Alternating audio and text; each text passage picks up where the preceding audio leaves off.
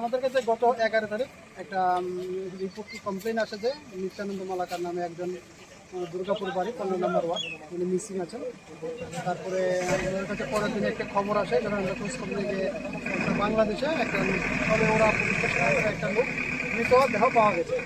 তো এইসবের সঙ্গে আমরা বাংলাদেশ পুলিশ বিজেপির সঙ্গে এবং বিএসএফের সঙ্গে এবং আমাদের উত্তরধর্ম কর্তৃপক্ষের সঙ্গে যোগাযোগ করে ওনার ফ্যামিলি মেম্বার দিয়ে বডিটাকে আইডেন্টিফাই করা হয় যে বডিটা নিত্যানন্দ মালাকার। সেই মোতাবেক আমরা অফিসিয়াল কমিউনিকেশন করার পর আমাদের এখানে যে এক্সিকিউটিভ ম্যাজিস্ট্রেট স্যার আছে সবারই প্রেজেন্সে আইনি প্রক্রিয়া শেষ করার পরে আজকে আমরা বাংলাদেশ পুলিশের থ্রুতে বডিটা আমরা ইন্ডিয়াতে আজকে রিসিভ করে ওনাদের পরিবারের হাতে তুলে দিই। বাংলাদেশের কোন জায়গায় পাওয়া গিয়েছিল মৃতদেহটি? কলাউড়া পুলিশ স্টেশন আন্ডারে নদীতে পাওয়া গিয়েছে। এরপরে 11 তারিখ মানে ওই একটা বডি এখানে ফেসবুকের মাধ্যমে আসে যে এখানে একটা বডি তো আমরা আইনের আশ্রয় লই।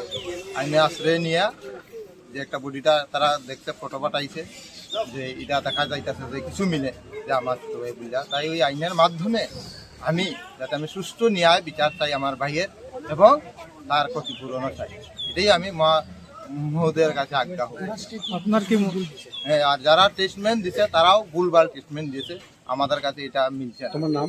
অমৃত মালাক। আপনার কি ভাইয়ের নাম হইলো নিত্যানন্দ মালাকার।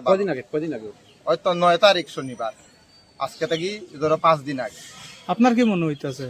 আমার মতে তারা তো ফোন করছে যে তুমি আইও, ফোনে তারা গেছে বার্তা কি নিয়ে গেছে, নেওয়ার পরে তারা আইছে আমার ভাই নাকি